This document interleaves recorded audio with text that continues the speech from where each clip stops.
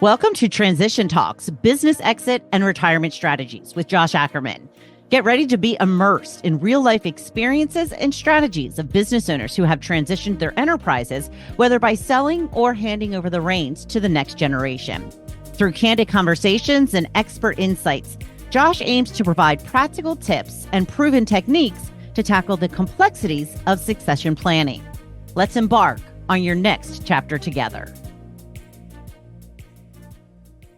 Hello, welcome to Transition Talks, the podcast hosted by Josh Ackerman. Josh, third podcast. Congratulations on making it this far, as it were. What are we talking about today? Today, we're going to talk about a couple of the stories and experiences that got me interested in working with this group of people, working with the business owners, trying to figure out what happens next. So, I can't wait to hear them because, we were talking before the podcast. This is a big transition for folks. Yeah, definitely. It's a big transition. And, the people I'm trying to talk to are the people who have spent the last 40 years building the business. Right. And as American males, and I don't exclude myself from this, we put a tremendous amount of our identity into what we do for work. Yes, we do. That kind of defines who we are. And so I'm interested in the conversations around who are you going to be when you're no longer the boss, when you're no longer the business owner. And so I've had a couple of experiences that kind of got me started down this path and made me realize that there were some questions that I'm not sure anybody was asking these business owners kind of before they made a transaction they couldn't take back. And that's the kind of stuff I'm interested in talking about. So what kind of questions are you talking about, Josh? Well, so we had the first story, some clients that were referred to us, two partners, and I'd been doing financial planning with each of the partners for probably 6 months. Okay. And we had talked a little bit about, we're going to get the business ready to sell, but no concrete plans. And one morning I'm talking to one of the partners and he says, "Hey, we've got an offer to buy the business. And we've got meetings downtown with our accountants and our attorney. And why don't you come along to the meetings?" And I said, "Sure, love to go. It'd be a great experience for Josh." So I go down, spend most of the afternoon in conference rooms listening to very smart people ask good questions. And it isn't until we're in the parking garage after the meetings, and I had the two partners alone, and I said, "Guys, I don't understand something. We talked about what the offer is, and net of fees, it looks to me like each of you is going to walk away with a year and a half, 2 years worth of income. And you don't have the assets to maintain that lifestyle after the year and a half, 2 years is up." And part of the reason that I was able to say that or ask that was that I had spent enough time in their business books, their accounts receivable and payable and all that I knew how much money they were running through the business. They had cars that were paid for by the business. They had ski trips paid for by the business. They were running everything you could through the business. Yeah. So they were taking home probably 2.5 times their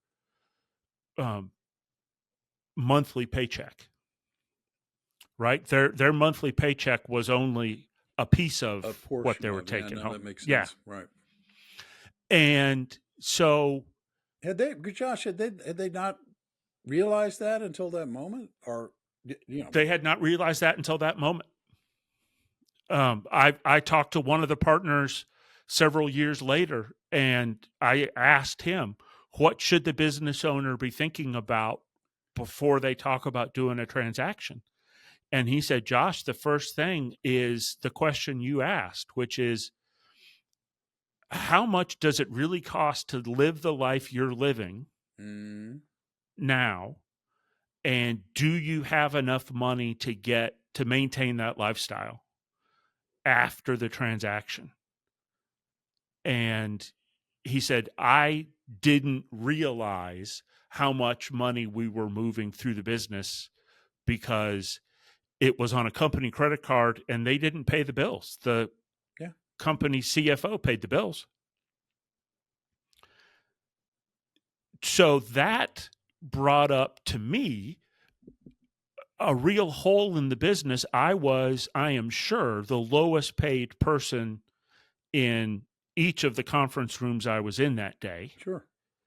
Right. And everyone was talking about how to do the deal the best way, the most efficient way, and how to minimize taxes and protect themselves from liability. And they were asking those questions and doing a fantastic job, as far as I know, of covering those issues. But no one asked if this was the right deal for the owners, if this got the owners where they wanted to go.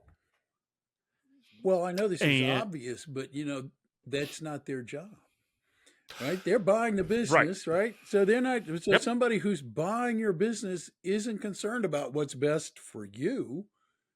They're concerned about what's best for them and the most efficient way and the smartest way to conduct this business transaction, right? Yes. And we had that conversation later with a consultant they brought in who did business transactions in their area, their specialty. And the consultant was telling us that the multiple that the buyers were offering was an acceptable multiple in their industry. Okay. And that therefore the offer was a good offer. Okay. And I was arguing fairly consistently, I hope, that just because the offer is a solid offer from a statistical perspective, right, that it's the right multiple, doesn't mean that the offer does what the owners need the offer to do.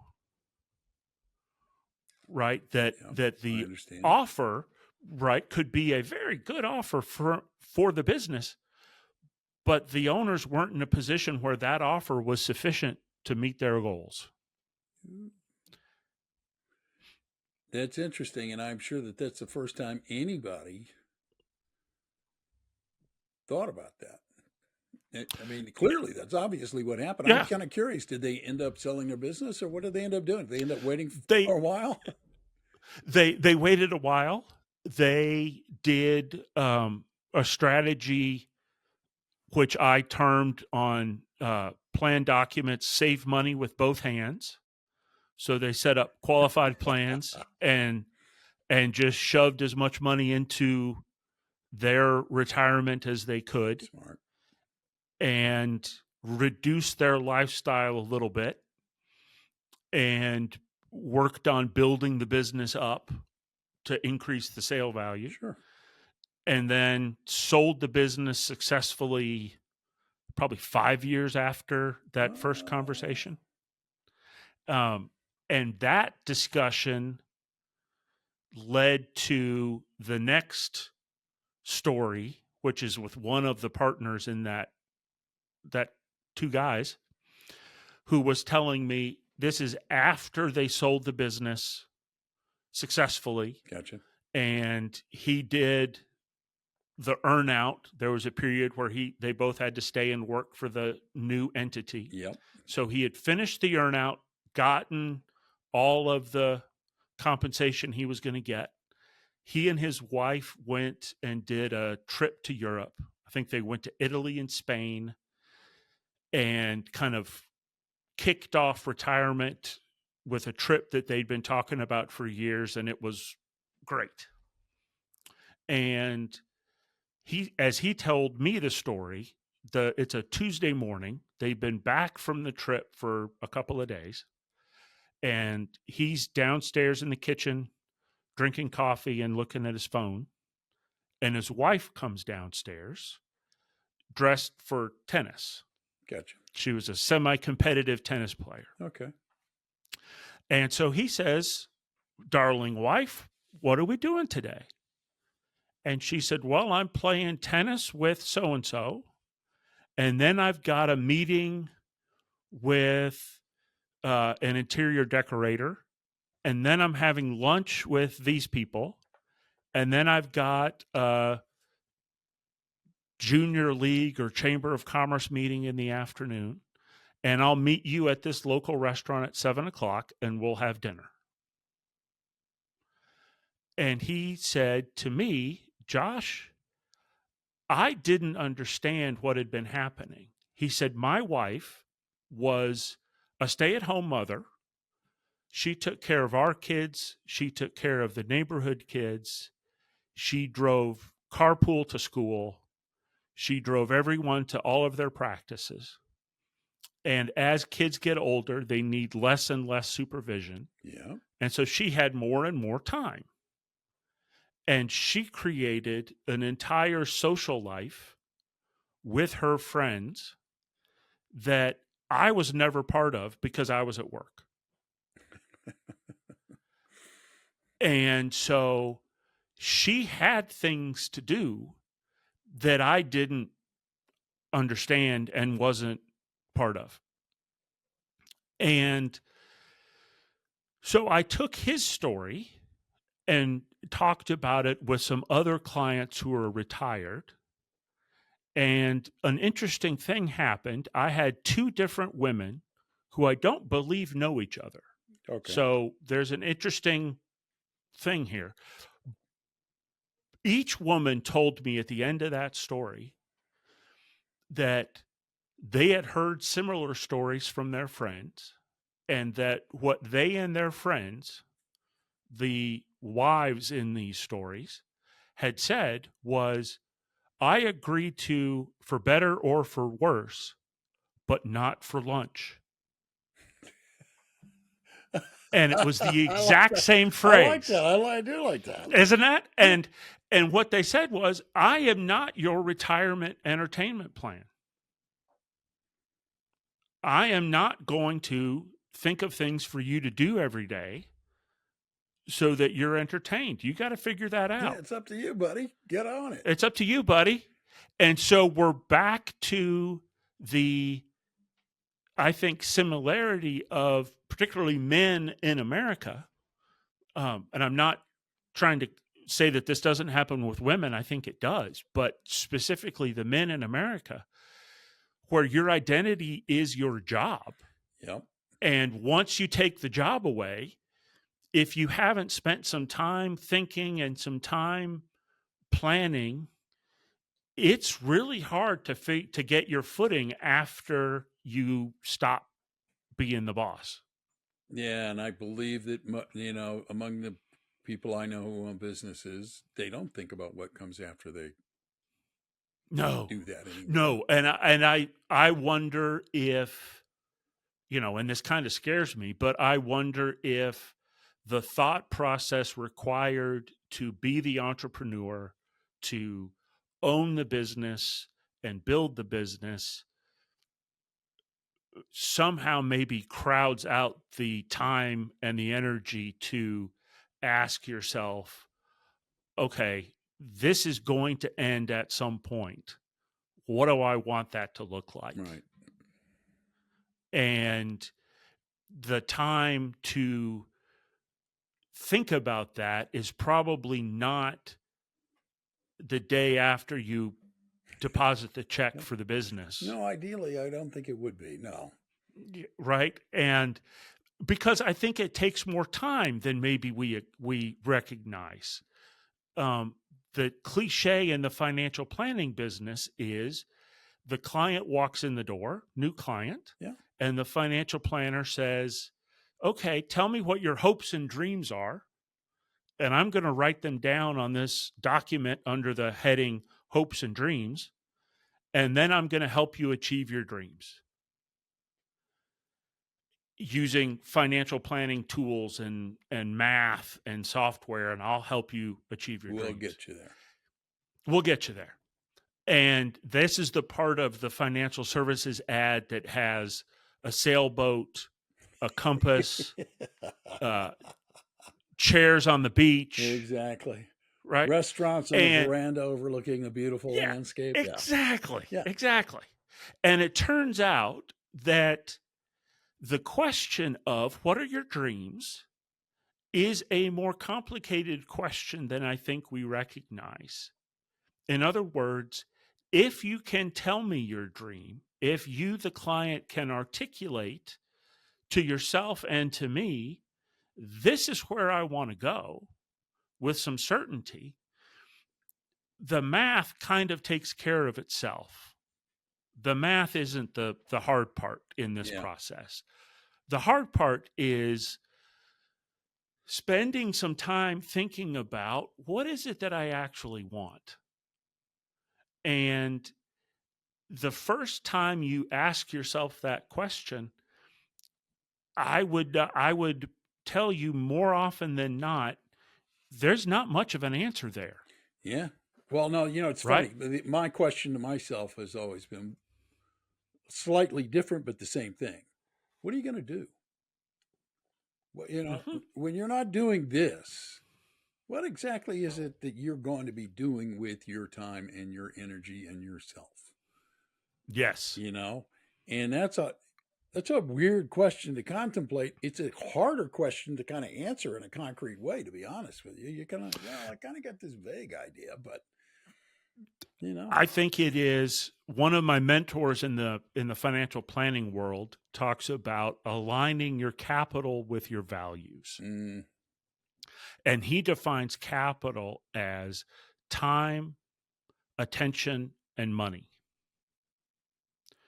So that could be volunteering for a charitable organization that you feel a connection to. Yeah.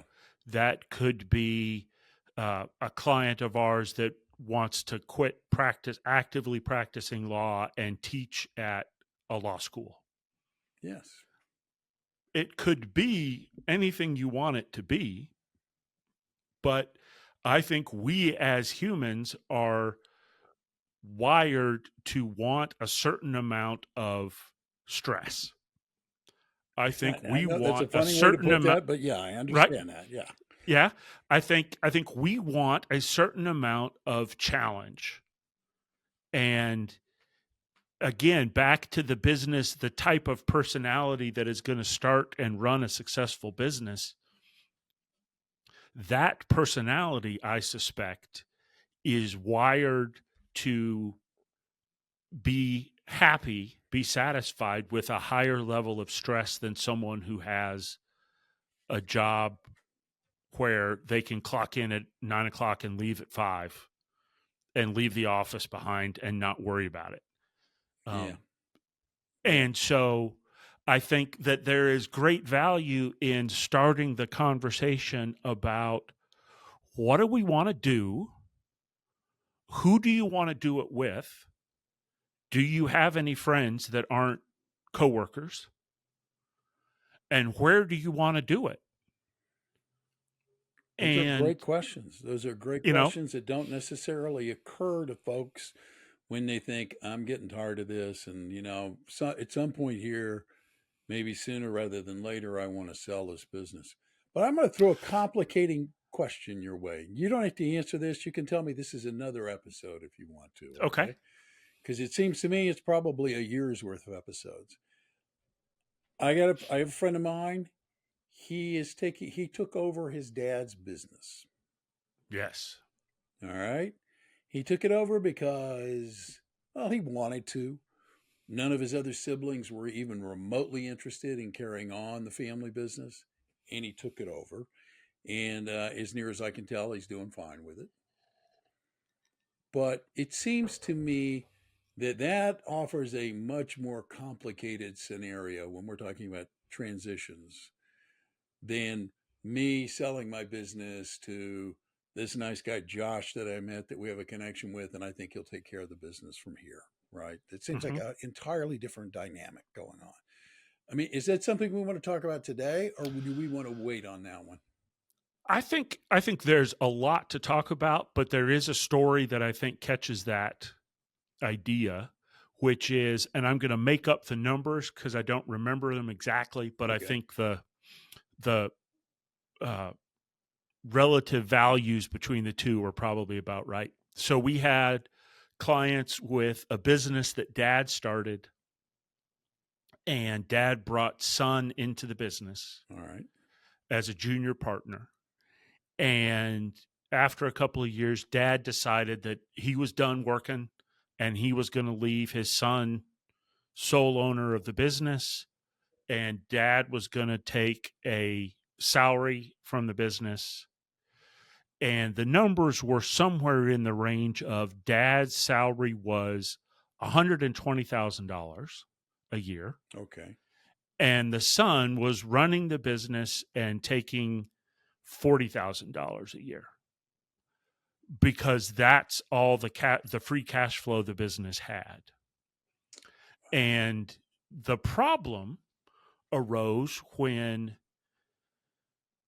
the business wasn't big enough to support dad at his desired standard of living and son at his desired standard of living.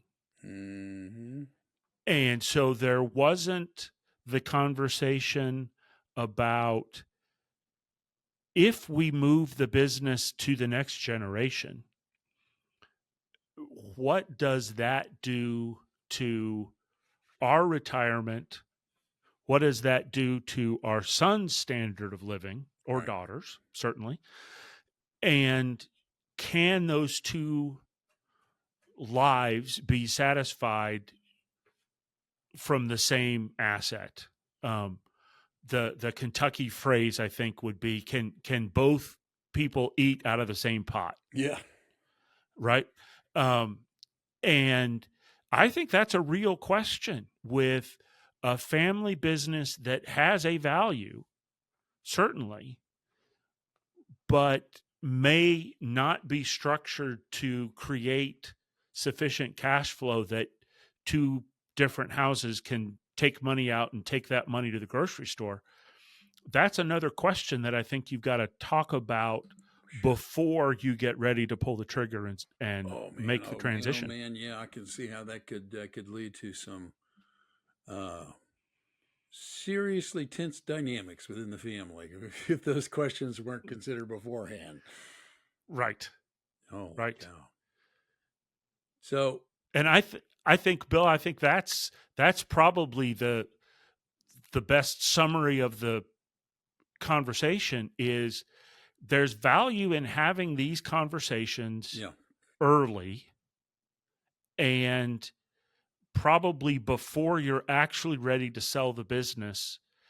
The earlier you can start talking about what's it going to look like after we do this, the faster we can recognize, okay, we got the plan, but we ran into this roadblock, right, or this area we need to improve.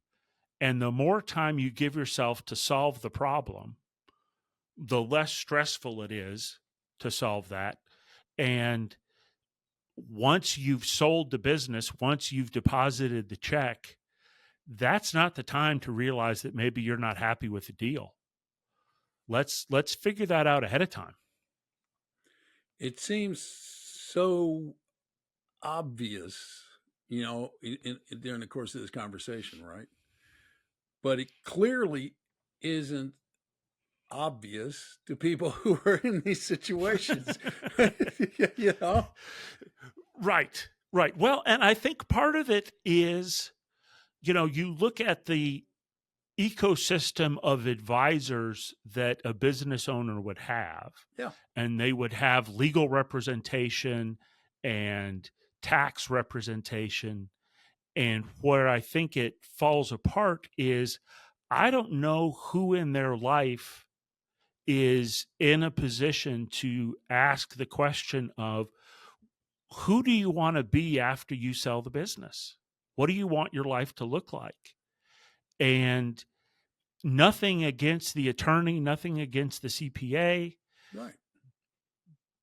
But if there isn't anyone to ask the question, we're never going to get to a good answer.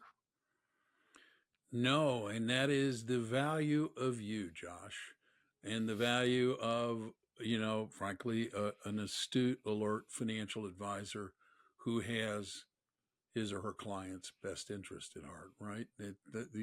You can step in, as you've done in the past, obviously, with clients, and said, you need to think about you. Everybody else in this equation is thinking about themselves. Not that they make them bad people. It doesn't make it a bad deal. They're just naturally concerned with their own interest. You need to be concerned about yours. And so that leads me to this question. For people who are listening to this podcast who are thinking, Josh has a point, and that might benefit me to have a conversation with him, how would they best get a hold of you, Josh? Best place would be contextfinancial.com. Okay. And context, CONTEXT, like the context of a question. And our contact info is on there, email, phone calls. And I think the best way to start would just be to agree to get together and have a conversation, see where it leads. Yeah, no, you're a real pleasant guy to have a conversation with, as a matter of fact. So I would encourage people who are listening, go ahead. He's a nice guy. Really. It's actually interesting to talk to. The other thing you can do that this really doesn't involve very much effort on your part at all is reach out right now and hit the follow button. That way you become a subscriber to the podcast. You don't have to be wondering when and where this guy Josh put out this podcast or where you heard it, or no. As a subscriber, you're notified when Josh drops a new edition of the podcast, and you can listen to it. I would also ask that if you find this podcast interesting, if you find it useful, tell people about it. Word of mouth promotion is a very welcome tool, and we would thank you for that, as a matter of fact. Until next time, I'm Bill Tucker. On behalf of Josh and everybody at Context Financial, thank you for taking the time to listen today. And do remember this: you can go out today and make today a great day. Or not. It's a choice. Thanks for listening. Until next time.